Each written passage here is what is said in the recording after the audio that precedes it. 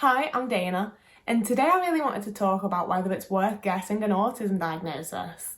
As someone who's quite upfront and open about being autistic, I end up speaking to a lot of people from my past and people that I currently know who think they might be autistic and kind of want to know my opinion on it and if I think it's worth them getting a diagnosis and so on and so forth. And it makes me a little uncomfortable because I'm not a doctor, I don't know if you're autistic, I'm not a psychologist, I don't know if mentally it would help you to get a diagnosis. But what I can do is share my experience and my thoughts on it, and everyone can make their own decision. And I thought that if there's that many people in my real life that are coming and talking to me about it, there's probably a lot of other people out there that are questioning whether or not they're autistic and want to know if it's worth getting a diagnosis. Obviously, this only applies to people who are in places like the UK where you can pretty readily get a diagnosis without having to pay out the nose. For people in countries where it's very expensive or the resources aren't there, I don't have any advice. I'm very sorry that's the situation. But this video is for the people that, it's there if you want it, and you need to decide if you want it or not. So to make this video somewhat organised, I've got 4 main reasons that I wanted to get a diagnosis personally. These obviously aren't the only reasons out there. There's lots of reasons for lots of people. But as always, this is my experience and how I feel and my thoughts. So we've got 4 reasons. The first is that you get to know who you really are. And it sounds dramatic, a lot of people that are debating things like this are adults. They know who they are, they've got jobs, they've got friends, they've got partners, they know who they are. At the same time, if you are autistic, there's this entire part of you that you don't know, you haven't come to learn, you haven't gotten used to. And I wanted to know if that part was there. And also for people that are autistic, we've been autistic our entire lives, whether or not we have the diagnosis. So it can explain so much, it's an explanation of why this didn't work out or why that was so difficult and so on and so forth. Obviously, everyone's things are different, but you've got this reason, this explanation, and you finally understand that it was the autism, it was being autistic that made those things more difficult or made it whatever it was. And gaining that understanding of the past, I think, helps give you more understanding of the present and what's to come. It gives you more ways to process things, and you get to learn from your mistakes because you understand what the mistake was, or if it was even a mistake on your behalf in the first place. For me, I realised that a lot of things that had gone wrong, I don't want to be completely avoidant, but a bunch of them were not my fault. It may be the fault of one of my autistic traits that brought it to be like that, but I didn't necessarily make a mistake that caused the entire situation, So finding out I was autistic also released me of a lot of shame and embarrassment and thinking that I was always in the wrong. And that was all stuff that I thought I would get, and some bits that I didn't expect at all when I was thinking of getting a diagnosis. My second reason is that it gives you the ability to accommodate. There's so many things that I have that are sensory issues and social issues and so on and so forth issues that I can bring in little accommodations and do little things to make it easier on myself that I never would have thought about if I didn't know that I was autistic. Because before knowing I was autistic, it was, well, everyone else can do it, why can't you? Whereas once I knew I was autistic, it's harder because I'm autistic, so if I do this thing or this thing, that'll make it a bit easier. But I can't put these accommodations in place or ask for these accommodations without knowing why I need them. And that really ties into my series, Learning to be Autistic, which will be tagged up here somewhere. Because you're given this ability to learn who you are as an autistic person, which obviously ties into our last point. And you have this added ability then to be able to pick out which bits are the autistic bits, I suppose. Not the best way of saying it. I'll work on finding a better language. But it's the autistic bits that you learn how to work around and accommodate and figure out what you're doing with them and how you can make your life easier. And how you can be happier and more content and just not so stressed and overwhelmed all the time. But before I knew I was autistic, I didn't realise that I was overwhelmed all the time. Because I was like, well, people don't get overwhelmed by the sound of lights. People don't get overwhelmed by X, Y, Z. And it's yeah, okay, but autistic people do. Which means that I need to find an accommodation or a workaround for this. I don't see my autism as stopping me from doing anything. The same with my anxiety, none of it's going to stop me from doing anything. I might just have to struggle a bit more than everyone else does. But knowing that I'm going to struggle that bit more gives me the ability to not have to do that. It gives me the ability to make that struggle that little bit less by putting something in place. I don't feel like I've explained it very well, so I'm going to give you an example, and I'm sorry if this is lengthy.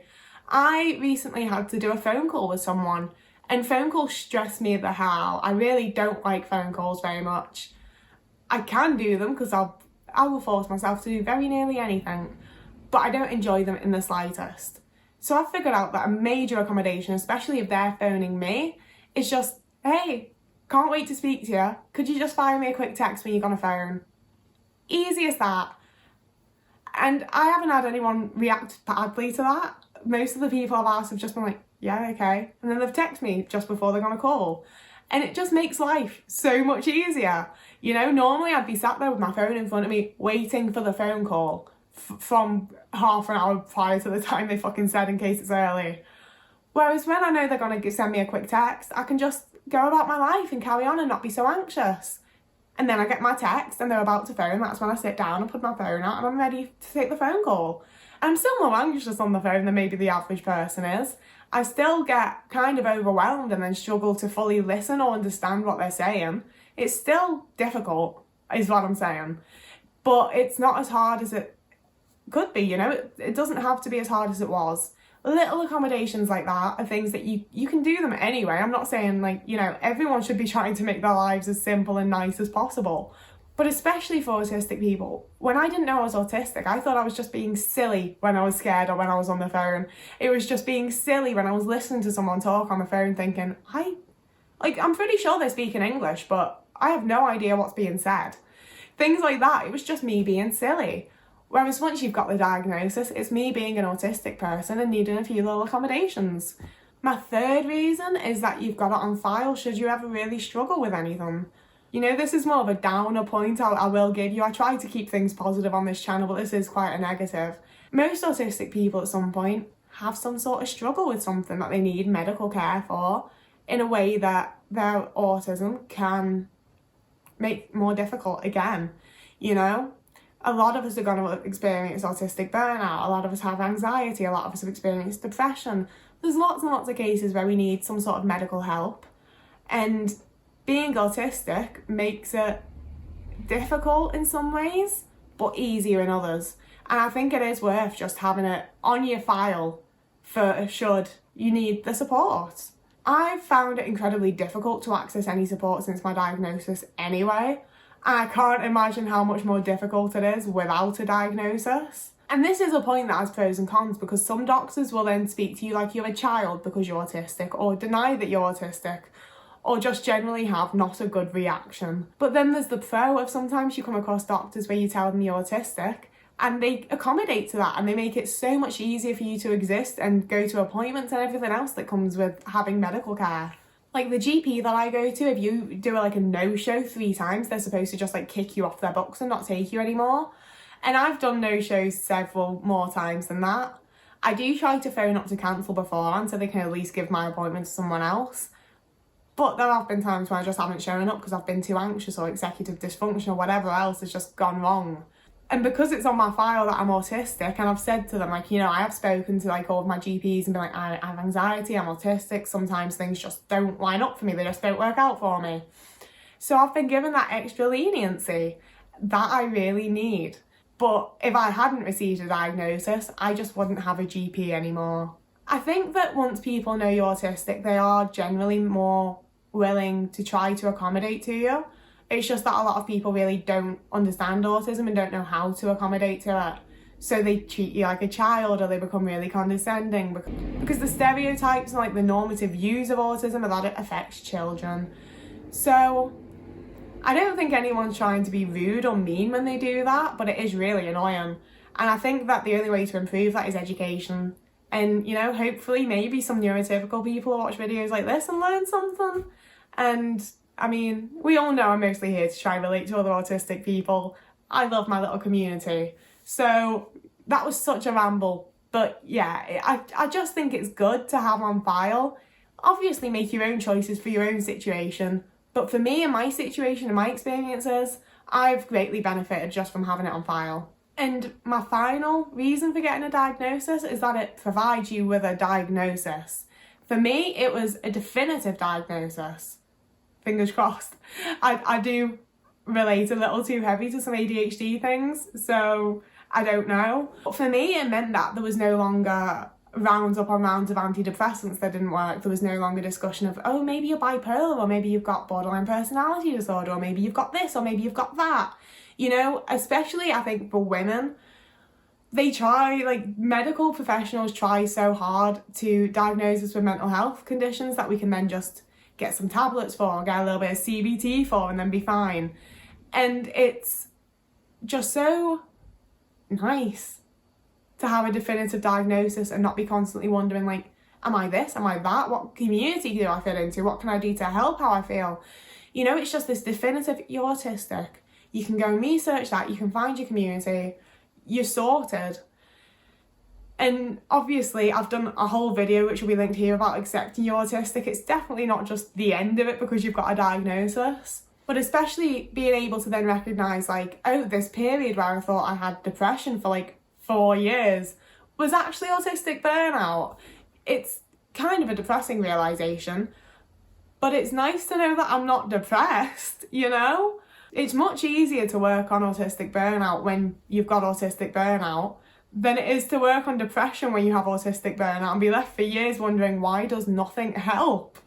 For other people, there'll be other reasons that they got diagnosed or want to be diagnosed or are going for diagnosis. But these are the main reasons that I got diagnosed and how I feel after having done so. I think going for diagnosis is really quite a deeply personal thing, in that it really, for me, changed how I view myself and a lot of how I view the world and society and stuff. But I think it's also really good to talk about. And it's also deeply personal in the way that you should be the only person deciding whether or not you want a diagnosis. It's, you know, if you're going through life and you're feeling good and you're getting your stuff done and you're having a good time of life, but you think, hey, I've got these traits and I think I might be autistic, and you don't really care at all, then I don't really see the point of you putting yourself through the time and the possible monetary payment to be diagnosed. But it's up to you, you know? You know, if you want a diagnosis to find out whether or not you're autistic, that's entirely up to you. And I don't think it's a case of like you need to be struggling or you need to be anything in order to gain one. But I will say, in my opinion, I think anyone who thinks they may be autistic would benefit from getting diagnosed. You know, even if it's like you're not, at least you know. I think everyone can benefit from knowing more about themselves, and, you know, finding out you're autistic can be a bit of a mind fuck, to be quite frank, but it's good to know. And if you're not autistic and you are struggling or you're going through stuff or you feel a certain way, at least you know it's not autism. You can start looking at other things. But that being said, if you really think you're autistic and a professional tells you you're not, do go for a second opinion. You know, just because they're a professional, it doesn't mean they're always right, and it doesn't mean that they're super experienced. And you should go for a second opinion because you know yourself better than anyone else does. So final thoughts. I do think I really benefited from getting my diagnosis. It allowed me to find the community. It allowed me to like figure myself out better. It's just been a really good thing for me to know. And, you know, it's a whole part of myself that I'm getting to know and getting to grips with. And it is, to me, it was a big deal to get diagnosed. So if you want to go for it, I do think you should. But also there's no pressure, and I think, you know, not everyone who thinks they may be autistic will want a full autism diagnosis or feel the need to go through all of that, and that's fine and valid too. And also, while we're here, even though I say it regularly, self-diagnosis is also fully valid. I knew I was autistic before I got a diagnosis of being autistic.